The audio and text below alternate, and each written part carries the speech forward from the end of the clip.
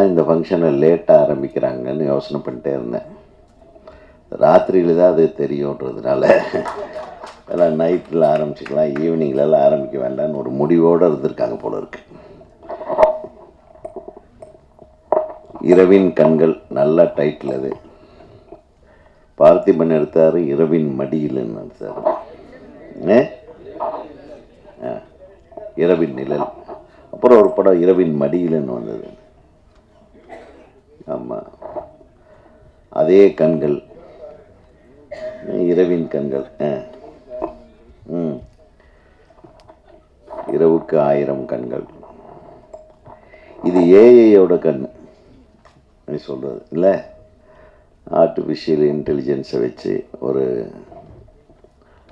வித்தியாசமான ஒரு கதைக்களத்தை அமைத்திருக்கும் கதாசிரியருக்கு எனது முதல் வாழ்த்துக்கள். ஏன்னா எதையோ திங்க் பண்ணியிருக்காரு, பரவாயில்ல.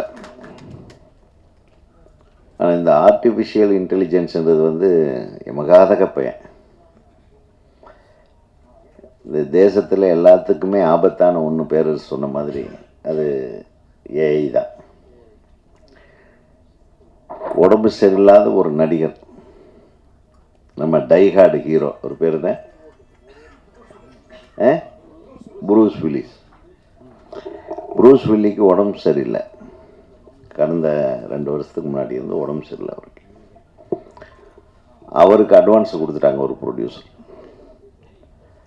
அட்வான்ஸ் எல்லாம் கொடுத்துட்டாங்க, அவர் நடிக்க போக முடியல. டைரக்டர் என்ன பண்ணிட்டா, ஒன்றும் பண்ணாதீங்க, நீங்கள் ஒன்றும் பிரச்சனையே இல்லை, நான் ஏஐயை வச்சு உங்களை ரீப்ரொடியூஸ் பண்ணிக்கிறேன் அப்படின்னு கூப்பிட்டு போய் ஒரு 10 ஏங்கிளில் அவரை உட்காத்தி வச்சு ஷாட் எடுத்து, நிற்க வச்சு ஷாட் எடுத்து அனுப்பி விட்டார். அவருக்கு பேசின சம்பளத்தை கொடுத்துட்டாங்க. ஏஐ தொழில்நுட்பத்தை பயன்படுத்தி படத்தை எடுக்க ஆரம்பிச்சிட்டாங்க. இப்படி எடுக்க ஆரம்பித்தாங்கன்னா, இப்போ நம்ம ரஜினியை எடுக்கலாம், விஜயகாந்த் அவர்களை எடுக்கலாம், எல்லாத்தையும் வச்சு எடுக்கலாம். இப்போ விஜயகாந்த் சின்ன கவுண்டர் 2 அப்படின்ற படத்தை என்னால் எடுக்க முடியும். உடனே ஹாலிவுட்டில் ஒரு பெரிய போராட்டம் வெடிக்குது, எல்லாரும் ஸ்ட்ரைக் பண்ணிட்டாங்க. நீங்கள் ஏஐ வச்சு கதை பண்ணலாம், நீங்கள் அந்த அவுட்லைனை சொல்லிட்டீங்கன்னா அந்த ஏஐ வந்து அதே ஒரு கதையை குக் பண்ணி கொடுத்துரும். அதே அவுட்லைனை இன்னொருத்தங்கிட்ட சொன்னான்னா அது வேறு மாதிரி குக் பண்ணி கொடுக்கும். ஸோ இப்போ கதாசிரியர் எல்லாம் மூளை இல்லாமையே இருக்கலாம், மூளையெல்லாம் யூஸ் பண்ண வேண்டியதில்லை. ஸோ இந்த அளவுக்கு பிரச்சனை போயிடுச்சுன்னா மனித உழைப்புக்கு, மனித அறிவுக்கு வேலை இல்லாமல் போய்விடும் அப்படின்னு ஒரு ஸ்ட்ரைக் பண்ணி இப்போ இந்த ஏஐ மூலமாக படம் பண்ணுறதை நிறுத்திட்டாங்க. ஏஐயை பற்றி படம் எடுக்கலாம், ஏஐயை உபயோகப்படுத்தி படம் எடுக்கிறத நிறுத்திட்டாங்க. இது உங்களுக்கு தெரியுமா? இப்போ செய்தியாளர்களுக்கு தெரியும்னு நினைக்கிறேன். ஸோ அந்த அளவுக்கு ஒரு டேஞ்சரஸ் இன்வென்ஷன்னா அது ஏஐ. அதே மாதிரி அதனுடைய இனோவேட்டிவ் பவர்ஸ்ன்னு ஒன்று இருக்குது, அதை வச்சு கன்ஸ்ட்ரக்டிவாக நம்ம யூஸ் பண்ணிக்கலாம். எப்படி அணுசக்தியை வந்து ஆட்டம் பாமாவும் பயன்படுத்தலாம், அணுசக்தி யூஸ் பண்ணி பவர் பிளான்ட்டும் பண்ணலாம். அந்த மாதிரி தான் அது யார் கையில் இருக்குதுங்கிறத வச்சு தான் அந்த ஏஐயோட பயன் வெளி உலகத்துக்கு தெரியும். அந்த மாதிரி நம்ம தம்பி பாப்பு சுரேஷ் கையில் ஒரு ஏஐ கிடச்சிருக்கு, அவர் என்ன பண்ணியிருக்கிறாருன்னு ஃபுல்லாக பார்த்தா தான் தெரியும். நிச்சயமாக அவர் ஒரு விறுவிறுப்பான, ஒரு இன்ட்ரெஸ்டிங்கான ஒரு கதையை அதெல்லாம் வச்சு பண்ணியிருக்காருன்றது மட்டும் ட்ரெய்லரை பார்த்த உடனேயே புரியுது. அதுக்கு ஒரு மிகப்பெரிய சபாஷை சொல்லிக்கொள்ள ஆசைப்படுகிறேன்.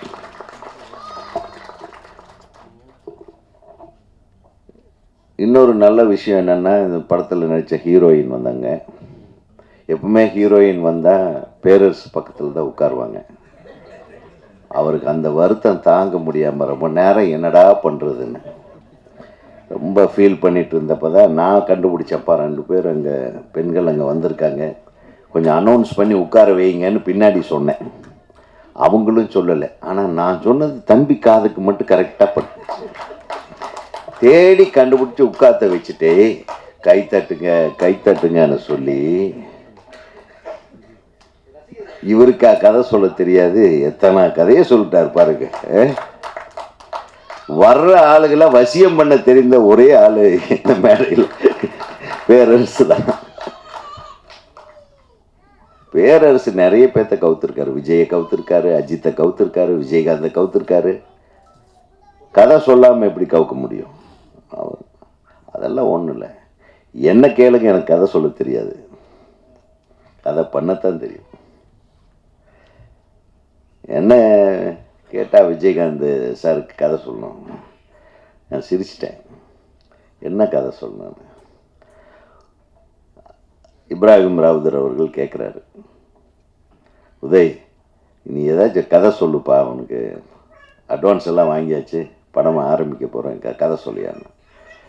நானும் யோசனை பண்ணுறேன், ஏங்க இதெல்லாம் 2.25 மணி நேரம் சொல்ல வேண்டிய கதை. அது நான் இன்றைக்கி ஒன்று சொன்னேன்னா நாளைக்கு சொல்லும்போது வேறு மாதிரி சொல்லுவேன். படம் எடுக்கிற இன்றைக்கி வேறு மாதிரி எடுப்பேன். அது முதல்லையே சொல்லிட்டேன்னா முதல்ல சொல்கிற படத்துக்கு முடிக்கிற படத்துக்கு வித்தியாசம் இருக்காது, வித்தியாசம் இருக்கும். ஆனால் ஒரு விஷயத்தை மட்டும் சொல்கிறேன்னா ஒரு வரியில் சொன்னேன். துண்டெடுத்து தோளில் போட்டால் பஞ்சாயத்து பண்ண போகிறேன்னு அர்த்தம், அதை இடுப்பில் கட்டினா கோயிலுக்கு போகிறேன்னு அர்த்தம், அப்படி கழட்டி தூக்கி வச்சேன்னா பட்டையை கிளப்ப போகிறேன்னு அர்த்தம். இதுதான் கதை. அவருக்கு ரொம்ப பிடிச்சிச்சு. பட்டை கிளப்புறம் இருக்கா அப்படின்னாரு. ஆமாம் இருக்கு. அதுக்கப்புறம் நம்ம அந்த மொய் விருந்து பல விஷயங்கள், அந்த கதை, இந்த சின்ன கவுண்டர் படத்தை எடுத்தவே அதுலேருந்து 10 கதை பண்ணலாம். இப்போ என்ன விட்டாலும் 10 கதை பண்ணிடுவேன். ஸோ அந்த அளவுக்கு நிறைய வாழ்வியல் சமாச்சாரங்கள், அதாவது கண்டென்ட் ஓரியன்ட் சினிமான்னு நான் சொல்ல மாட்டேன். இதை வாழ்வியல் படைப்புகள்ன்றது இன்றைக்கி ரொம்ப கம்மியாக இருக்குது. இன்றைக்கி இந்த ஓடிடி தளத்தை பற்றி எல்லோரும் பேசுகிறாங்க. அது ஓடிடி தளத்துக்காக படம் எடுக்கிறது, அப்படி எடுத்தால் தான் இன்றைக்கி தேட்டரில் நம்ம ரிலீஸ் பண்ண முடியும்னு ஆகிப்போச்சு. ஒரு காலத்தில் ஃபாரின் ரைட்ஸ் விற்றா தான் இங்கே படம் ரிலீஸ் ஆகும். ஏன்னா ஃபாரின் ரைட்ஸுக்கு ஒரு லம்பாக ஒரு அமௌண்ட் வந்துடும். அதுக்கப்புறம் சேட்டலைட் ரைட்ஸ் விற்றா தான், இந்த தொலைக்காட்சிகளுக்கு சேட்டலைட் ரைட்ஸ் விற்றா தான் நம்ம இங்கே படம் ரிலீஸ் பண்ண முடியுன்ற ஒரு சூழ்நிலை இருந்தது. இப்போ என்னென்னா, நம்ம ஒரு படத்தை ஏதாச்சும் ஓடிடி ரைட்ஸுக்கு சைன் பண்ணால் தான் இந்த படம் ரிலீஸ் ஆகும் அப்படின்ற மாதிரி ஒரு சூழ்நிலை இருக்குது. ஒரு விதத்தில் நம்ம எடுக்கிற சினிமாவை நம்மளை தவிர யாரோ இந்த ரிலீஸை டிசைட் பண்ணுறாங்கன்றது தான் உண்மையை தவிர, ஒரு விஷயத்தில் பார்த்தீங்கன்னா ஓடிடி தளம் என்பது இது ஒரு சர்வதேச தளம். நீ ஒரு ஆப்பை எடுத்துகிட்டு நீ ஒரு ஓடிடி தளத்துக்கு நீங்கள் கிளிக் பண்ணி படம் பார்க்குறீங்கன்னா உலகம் ஃபுல்லாகவும் அது பார்க்க முடியும். அது சப்ஸ்கிரிப்ஷன் பண்ணிட்டா உலகம் ஃபுல்லாகவும் பார்க்க முடியும். ஒரு ஆங்கில பட தயாரிப்பாளரும் பார்க்கலாம். ஒரு ஐரோப்பாவில் இருக்கக்கூடிய எந்த கண்ட்ரியில் இருக்கக்கூடிய இயக்குநர்களும் படைப்பாளிகளும் சரி, ரைட்டரும் சரி, நடிகர்களும் சரி, தயாரிப்பாளர்களும் பார்க்கலாம். ஸோ அப்போ பார்க்கும்போது அந்த ஸ்டாண்டர்ட் ஆஃப் மேக்கிங்னு சொல்லுவாங்க இல்லையா, அந்த படைப்பினுடைய தரம், இந்த உலக மக்களை கவரும் விதமான ஒரு படைப்பு அதில் இருந்தால் மட்டும்தான் ஓடிடி தளத்தில் வெளியிடுவார்கள். பெரும்பாலும் ஓடிடி தளங்களில் யார் படம் பார்க்குறாங்கன்னா 75% ஆஃப் த பீப்புள் ஆர் வாட்சிங் இன் த நைட்ஸ். இரவு நேரங்களில் தான் அவங்க படம் பார்க்குறாங்க. இரவு நேரங்களில் படம் பார்க்கும்போது அது ஒரு டைப்பான படமாக இருந்தால் தான் பார்ப்பாங்க. நல்ல படம் எல்லாம் பார்க்கவே மாட்டாங்க. இப்போ நிறைய பேர் என்கிட்ட சொன்னாங்க, என்னங்க நீங்கள்லாம் எடுத்தீங்க, அந்த மாதிரியெல்லாம் படம் எடுக்க முடியுமா? எடுத்தால் ஓடாதையா, நம்ம ராத்திரியில் படம் பார்க்குற மாதிரி எடுத்தால் தான் ஐயா ஓடும். இப்போ அதுக்கு நம்ம தனியாக இப்போ நம்ம ட்ரைனிங் எடுத்துக்க வேண்டியது இருக்குது. நீங்களும் அடுத்ததெல்லாம் அந்த மாதிரி எடுக்கணும். ஏஐன்னெல்லாம் வச்சுட்டு இது ஒரு முயற்சி, இதில் வெற்றி அடைவீங்க, அதில் சந்தேகம் இல்லை. பட் இருந்தாலும் இந்த ஏஐலேயே அடுத்த லெவலில் போயிட்டு எந்த ஏஐ வந்தாலும் அந்த இரவுல பார்க்குற படங்கள் இருக்கக்கூடிய அந்த காட்சி அமைப்புகள் இருக்கு பாருங்க, அது இருந்தால் தான் ஓடிடிக்காரன் வாங்குறாங்க. ஒரு 10 பெட்ரூம் சீனாவது இருக்கணும், ஒரு முத்த காட்சி இருக்கணும், அப்புறம் அரைகுடை உடையோட கட்டி தழுவுதல், படுக்கையில் பிறல்றது, இதெல்லாம் ராத்திரி நடக்கும் தானே வீட்டில்.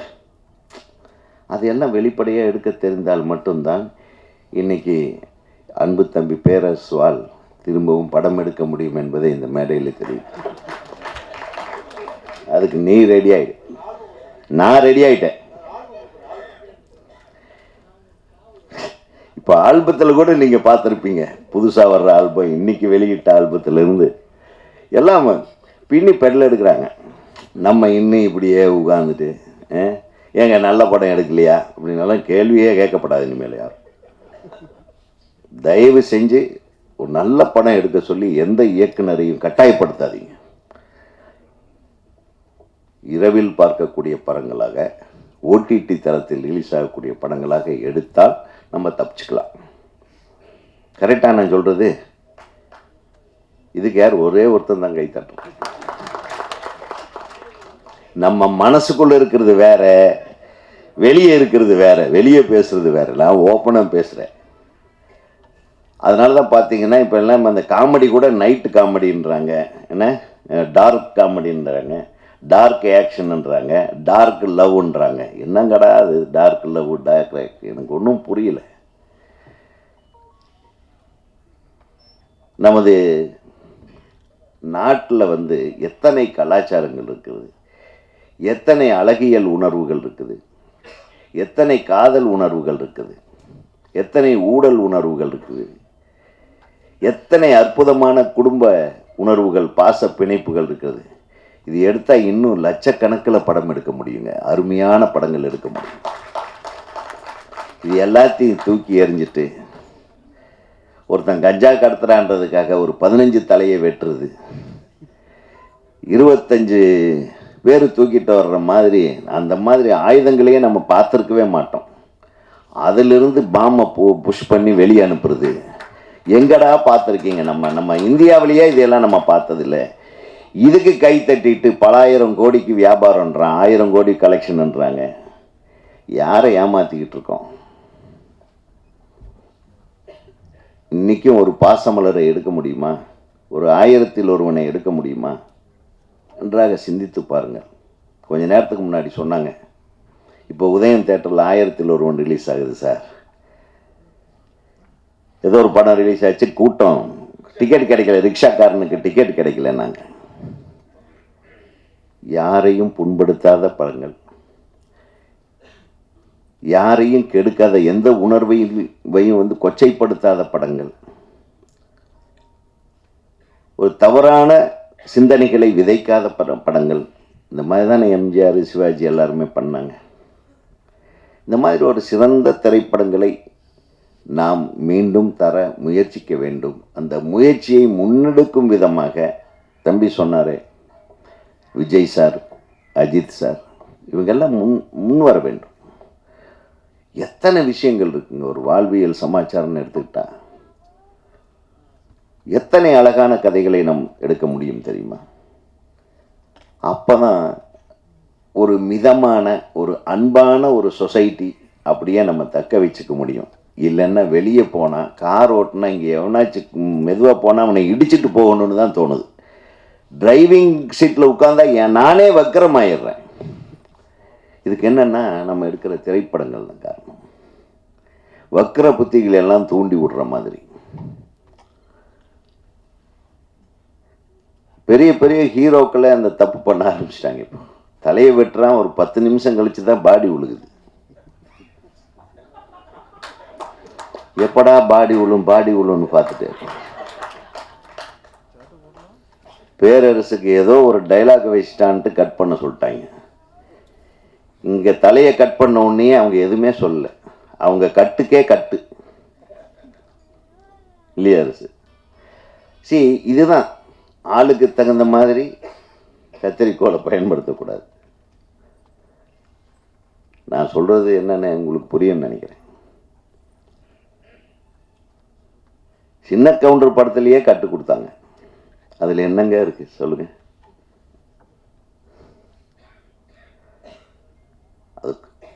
அடித்த உடனே வாயிலிருந்து ரத்தம் வந்துருச்சான், பீச்சி அடிச்சு தான். அதை கட் பண்ணே, தலையை வெட்டி ரொம்ப நேரம் பீச்சிக்கிட்டு. ஸோ தரமான படங்களை எடுக்க முன்வாருங்கள். தொழில்நுட்பத்தை பயன்படுத்தி நல்ல படங்களை எடுங்க. நல்ல யுக்தியை பயன்படுத்துங்கள். புதிதாக வரக்கூடிய இளம் இயக்குநர்களுக்கெல்லாம் கற்பனை வளம் அதிகமாக இருக்கு. நாங்கள்லாம் வந்து வில்லேஜிலேருந்து வந்ததுனாலேயே என்னவோ அந்த வாழ்வியல் சினிமாவுக்குள்ளேயே மாட்டிக்கிட்டோம். நீங்கள் ஒரு சைடு படிக்கிறீங்க, ஒரு சைடு நிறைய ஃபாரின் ஃபிலிம்ஸை பார்க்குறீங்க, ஒரு சைடு விஞ்ஞான வளர்ச்சியினுடைய நுட்பங்களை எல்லாம் படிக்கிறீங்க. எல்லாத்தையும் மிக்ஸ் பண்ணி இன்றைய தலைமுறைக்கு, இன்றைக்கி ஸ்கூலுக்கு போகிற பசங்களுக்கும் காலேஜுக்கு போகிற பசங்களுக்கும் நீங்கள் படம் எடுக்கிறீங்க. இங்கே தான் ஒரு முக்கியமான விஷயம்.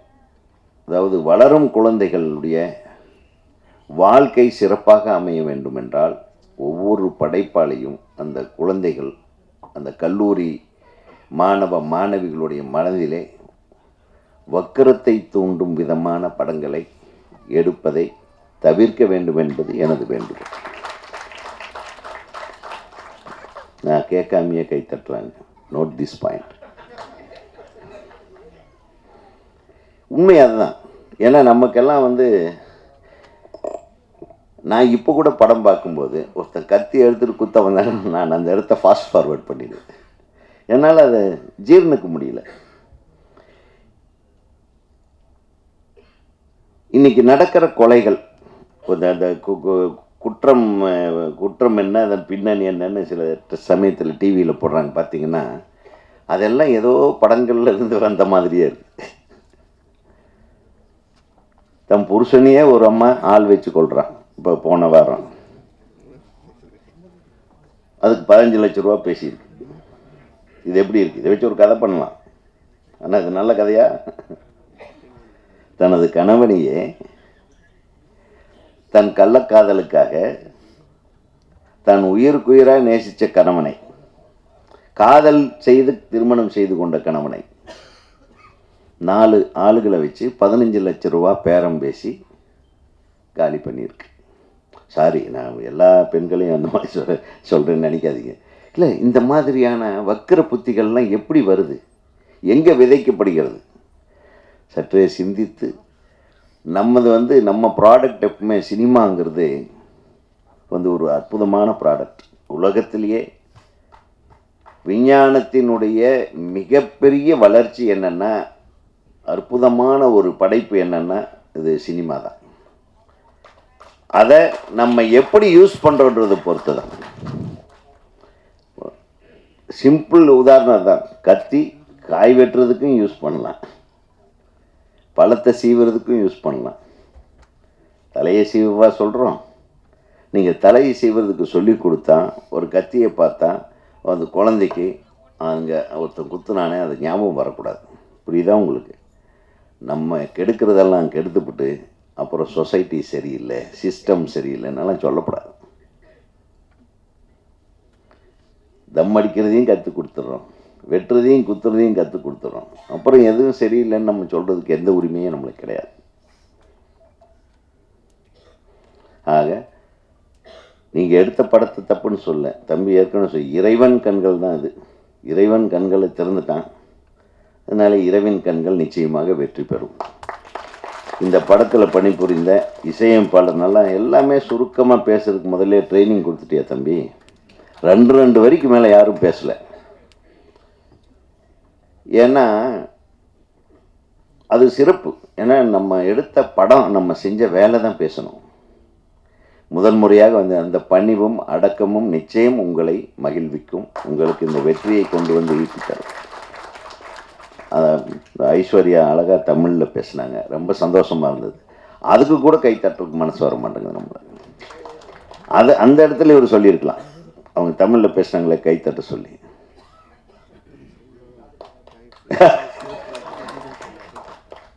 ஸோ இந்த திரைப்படத்தை முழுமையாக எடுத்து அதை திரையிடுவதற்கு ஆளை பிடித்து அதுக்கு எல்லாம் ஏற்பாடும் செய்த புதிய தயாரிப்பாளர். அவர் வேற ஒரு அவர் பிஸ்னஸே வேற. அவர் எப்படி இங்கே வந்து லேண்ட் ஆனார்னு தெரில.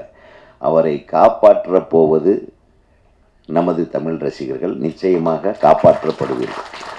அதற்கு நம்ம ஊடகத்துறையினர் நிச்சயமாக உங்களுக்கு உறுதுணையாக இருப்பாங்க. ஆனால் ஊடகம் ஒரு அளவுக்கு தான். படம் நல்லா இருந்தால் நல்லா இருக்குன்னு சொல்லுவாங்க. இந்த படத்தை சிறப்பாக அனைவரும் வந்து பார்க்கும் அளவுக்கு நீங்கள் எல்லாரும் இன்னும் நிறைய வேலை செய்யணும். Behind this project. இப்போ எல்லாம் வந்து எல்லாருமே வந்து படத்தை எல்லாம் பார்க்குறது இல்லை. இப்போ எல்லாம் ஃபோனை தான் பார்க்குறாங்க. கொஞ்ச நாளாக எனக்கு டிரைவர் இல்லை. நானே கார் ஓட்டிகிட்டு வரும்போது தான் எனக்கு தெரியுது, ரோட்டில் கிராஸ் ஆகிறவங்க, இப்படி கிராஸ் ஆகிறவங்க, மோட்டார் சைக்கிளில் போகிறவங்க எல்லாரும் ஃபோனில் தாங்க இருக்காங்க. ஒருத்தன் சைனுக்கு கிராஸ் ஆகிறான், நான் ஹார்ன் அடிக்கிறேன், அவன் இப்படி ஃபோனில் பேசிகிட்டே போகிறான், ஒரு கையில் பிடிச்சிட்டு. எவ்வளவு டெக்னிக்காக ஓட்டுறானுங்க. நம்ம எந்த பக்கம் போகிறதுன்னு தெரியாமல் அலைக்கடிக்கிறான் நம்மளை. ரைட்டில் போனால் இவன் ரைட்டில் சைன் இப்படி, அங்கே ஒரு சின்ன சந்து கிடச்சேன்னா அதுக்குள்ளே நுழைஞ்சு நிற்கிறான் முன் வீல. நம்ம வண்டி இப்படி விட்டோம்னா நம்ம கார்பரேஷன்காரரை நோண்டி வச்சுருக்கோம், அதுக்குள்ளே இறக்கிடுவோம். இப்படி திருப்புனா வேற ஒரு லாரிக்காரங்கிட்ட மாட்டிக்கிடுவோம். இதுக்கெல்லாம் ஒரு ஏஐயில் ஏதாச்சும் ஒரு வழி இருக்கான்னு கண்டுபிடிச்சி ஒரு படம் எடுப்பா. நம்ம எப்படி ஒருத்தன் வீட்டிலிருந்து வேலைக்காக இங்கே பிரசாத் ஸ்டுடியோ வந்து சேஃப்டியாக போய் சேர்றதுக்கு ஒரு ஏஐ தேவைப்படுது. நீ இப்படி போனேன்னா உளுந்துருவே, இப்படி போனால் அவன் இடிப்பான்னு முதல்ல வர்றதுக்கு முன்னாடியே நம்மளுக்கு சொல்கிற மாதிரி ஒரு ஏஐ கண்டுபிடிச்சோன்னு வைங்க, ஒரு ஐரிஷ் மாதிரி ஒன்று கண்டுபிடிச்சோம்னு வைங்க, டெஃபினட்டாக அது நல்லா வியாபாரம் ஆகும். நான் அதை நம்பி ஓட்டலாம். என்ன 4 நாளைக்கு முன்னாடி என் நண்பர் ஃபோன் பண்ணார். கோயம்புத்தூர்லேருந்து வந்துட்டார். ஏண்டா எங்கே இருக்க சொல்லு, நான் பிக்கப். நான் வந்து பார்க்குறதா மரியாதை. அட பரவாயில்லையே, டேய் மெட்ராஸ் ஒரு டைப்பாக இருக்கும்டா, நிறைய இந்த டைமில் கூட்டமாக. சே நான் பார்த்துக்கிறேன், என் ஃப்ரெண்டு வண்டி இருக்கு, எனக்கு கொடுத்துட்டா, நானே ஓட்டு வரேன் அப்படின்னு. நீ மேப் மட்டும் அனுப்புண்ணா. எது? சரின்னு நான் அனுப்பிட்டேன். அந்த மேப்பு பண்ண வேலை பார்த்தீங்கன்னா, அவன் வந்து சுற்றி நின்று எங்கேயோ ஒரு இடத்துல மாட்டிக்கிட்டான். அது மூவே ஆகாத இடத்துல. என்னடா இந்த மேப் எந்த இடத்துலடா உன் ஆஃபீஸ்? டே நான் மெயின் ரோட்டில் தான்டா என் ஆஃபீஸில் இருக்குன்னு. கிட்டத்தட்ட 1.5 மணி நேரம் என் பொழப்பையும் கெடுத்து. இதுதான் ஏஐ. புரியுதா உங்களுக்கு? அது மட்டும் இல்லை, நம்ம கார்பரேஷன் நேராக போகிற வழியெல்லாம் நோண்டி விட்டு அப்படி ரைட்டில் திரும்ப லெஃப்டில் திரும்பன்னு மாற்றி விட்டு கடைசியில் அவன் ஏதோ ஒரு டேக் யுவர் ரைட்டுனாப்பா, ரைட்டை பண்ண முட்டு சந்தில் நின்றுட்டேன், இது எந்த இடம்னு தெரிய மாட்டேங்குது ஒன்றுன்னு. அதுதான்டா சொன்னேன், நானே உன்னை வந்து பார்க்குறேன்னு கேட்டியான்னு.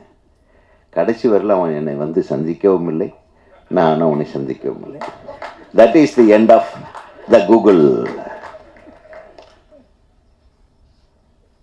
இங்கே தான் அப்படின்னா, ஒரு 6 மாதத்துக்கு முன்னாடி நான் லண்டன் போயிருந்தேன். அங்கே ஒரு மலேசிய தமிழர், அவர் அப்பப்போ திடீர்னு அண்ணா எங்கே இருக்கீங்க? இங்கே தான்ப்பா இருக்கேன். சரி கொஞ்சம் கீழே இறங்கி வந்து நின்றுருக்கேன். ஏன்னா அவன் நின்றுட்டு நம்ம வீட்டுக்கு வர முடியாது, வண்டி எவனாச்சும் லாக் பண்ணிட்டு போயிடுவான், இல்லைன்னா இது பண்ணிடுவான், வண்டியை ஃபைன் போட்டுருவாங்க. எல்லாம் கண்ட இடத்துல நிறுத்த முடியாது. எவ்வளவு சிஸ்டமேட்டிக்காக இருக்குன்னு நான் நினச்சிட்ருக்கேன். அப்புறம் வந்து இறங்குறதுக்குள்ளார அவன் வந்து வண்டியை நிறுத்துக்கு முன்னாடி நான் இறங்கி நிற்கணும். நான் வந்து என்னை பிக்கப் பண்ணிட்டு போயிட்டார். போகும்போது அவன் டக்குன்னு மேப்பை போட்டான். ஒரு அழகான voice, take your right and then left. அண்ணே இது யார் தெரியுமா? யார்ரா அப்படின்னு. என் ஃப்ரெண்ட் ஒருத்தன் இருக்கான், அவன் இந்த வாய்ஸ் மேலே லவ் பண்ணி அந்த பொண்ணை கண்டுபிடிச்சி கல்யாணம் பண்ணுன்ட்டு அலைஞ்சிருக்காங்க ஒரு 2 வருஷம். எதில்? கூகுள் மேப்பில் பேசுகிற பொண்ணை லவ் பண்ணிக்கிறான் ஒரு. யோசனை பண்ணி பாருங்க. கடைசியில் வாழ்க்கையே போச்சு. கண்டுபிடிச்சிட்டானா? கண்டுபிடிச்சி நேரில் அந்த பொண்ணை போய் பார்த்துருக்கான். யார் வாய்ஸ் கொடுத்தாங்க, அது வேற மாதிரி இருந்திருக்கு. உடனே அழுது புலம்பி. ஸோ எவ்வளோ இன்ட்ரெஸ்டிங்காக இருக்குது இந்த இன்டெலிஜென்ட் எக்யூப்மெண்ட்ஸ் பண்ணுற வேலைகள் பாருங்கள். ஆக ஒருத்தன் எனக்கு லெட்டர் எழுதுனான். இந்த நிலாவில் போய் நம்ம இது லேண்ட் ஆச்சு இல்லையா, நம்ம ராக்கெட் போய் லேண்ட் ஆனோடனே எடுத்த படங்கள் எல்லாம் குண்டும் குழியுமா ஓட்டையாக இருந்தது. டேய் நிலவே முகம் காட்டுனெல்லாம் நீ தானையா பாட்டு எழுதுனேன்னு ஒருத்தன். நிலாவே வா என்னங்கடா பண்ணுறீங்க, அந்த நிலா மூஞ்சியை பார்த்தீங்களாடா, இனிமேல் எவனாச்சும் நிலாவை பற்றி பாட்டு எழுதி பாருங்க அப்படின்னு ஒருத்தன் எனக்கு மெசேஜ் போடுறான். புரியுதா உங்களுக்கு? உண்மை தெரிகிற வரையில் எல்லாமே அழகாகத்தான் இருக்கும். உண்மையை உணர்ந்து கொண்டால் அப்பதான் தெரியும் நம்ம என்ன தவறு செய்தோம் என்று. உலகத்தில் நிறைய பேசலாம். ஸோ ஒரு அற்புதமான ஒரு மேடையை அமைத்து இந்த புதியவர்களுக்கு நம்ம வாழ்த்து சொல்வதற்காக, நான் பொதுவாகவே ஆடியோ ரிலீஸுக்கு போனால் குறைந்தபட்சம் 3.5 மணி நேரம் நானும் எனது ஊடக நண்பர்களும் நாங்கள் இருப்போம்.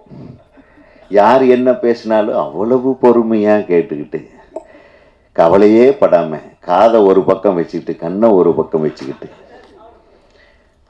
திடீர்னு யாராச்சும் கை தட்டினா நாங்களும் சேர்ந்து தட்டிக்கிட்டு, இப்படியெல்லாம் ஒரு டிஃப்ரெண்ட்டாக நம்ம என்ஜாய் பண்ணிகிட்ருப்போம்.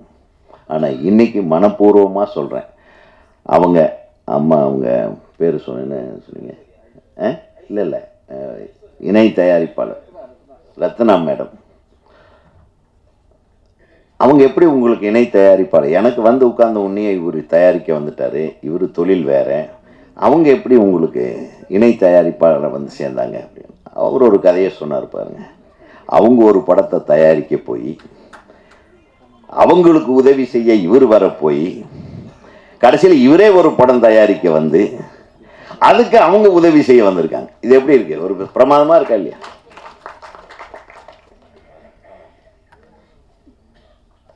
உங்களுக்கும் எனது வாழ்த்துகள் மேடம். நீங்கள் அதாவது இந்த சிரித்த முகத்தோடு நீங்கள் எதை பற்றியும் கவலை பண்ண போனால் இந்த பணம் தாண்டா போகட்டும் அப்படின்ற மாதிரியே இருந்தால் கூட அப்படி இருங்க. அப்படி இருந்தீங்கன்னா வரும். ஐயோ இவ்வளோ போட்டமே வருமா வருமா வருமானா வராது. அதை பற்றி கவலையே படாதீங்க. ஒரு நிலா இங்கேயே உட்கார்ந்துருக்கு, கவிதை நிலா, கவிதாயினி, இவங்க பேர் நிலா. நான் உங்கள் முகத்தை சொல்லிக்க, நீங்கள் எதாவது தப்பாக நினச்சிடாதீங்க. அவங்க சொன்னாங்க அவங்க தான் பாடலாசிரியைன்னு. ரொம்ப சந்தோஷம், வாழ்த்துக்கள். ஏன்னா பாடலாசிரியைகள் நிறைய பேர் வரணும்.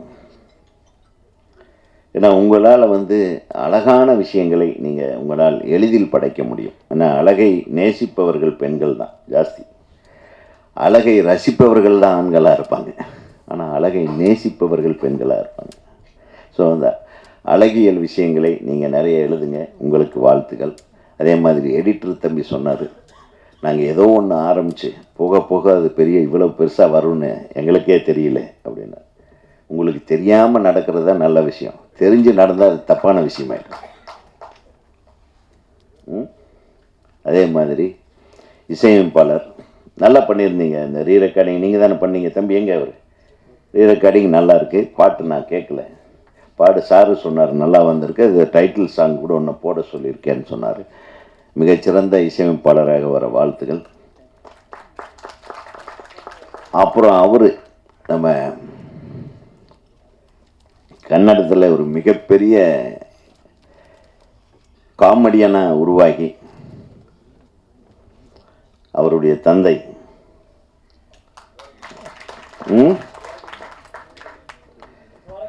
தெரியும் எனக்கு.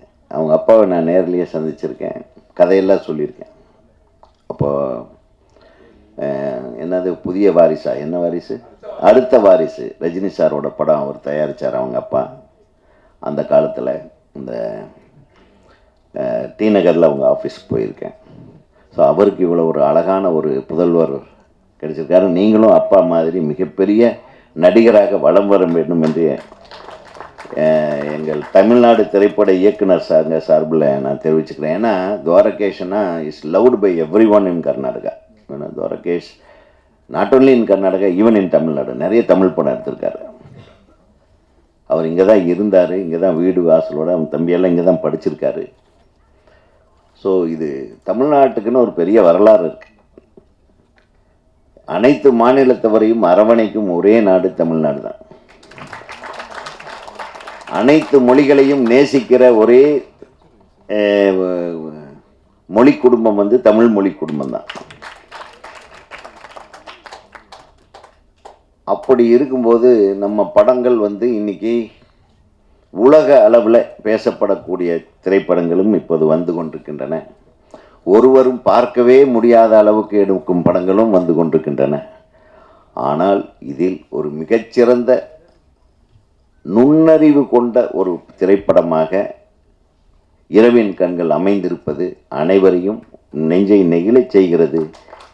இந்த ட்ரெய்லரை பார்த்த உடனே ஃபஸ்ட்டு படம் டைரக்ட் பண்ண மாதிரிலாம் எனக்கு ஒரு ஃபீல் வரல தம்பி. உண்மையிலுமே நல்ல எக்ஸ்பீரியன்ஸ் டைரக்டர் பண்ண மாதிரி உங்களுடைய படைப்பு இருந்தது.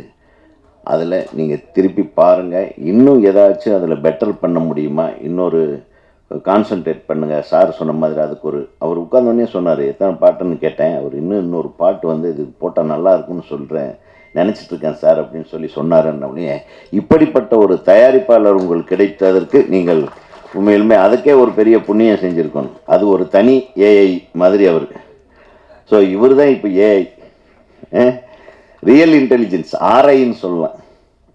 ஆர்டிஃபிஷியல் இன்டெலிஜென்ஸ் இல்லை, ரியல் இன்டெலிஜென்ஸ். ஆக இந்த திரைப்படம் மிகப்பெரிய வெற்றி படமாக அமைய வேண்டும். கடைசியாக நம்ம பேரரசு தம்பியினுடைய மகிழ்ச்சிக்காக இங்கே அழகாக வர்ணனையாளராக இவ்வளவு நேரம் எங்களை எல்லாம் அழைத்து பேச வைத்த அன்பு சகோதரிக்கு தம்பி பேரரசு அவர்கள் கையால் பொன்னாடை போத்துமாறு அன்போடு கேட்டுக்கொள்கிறேன்.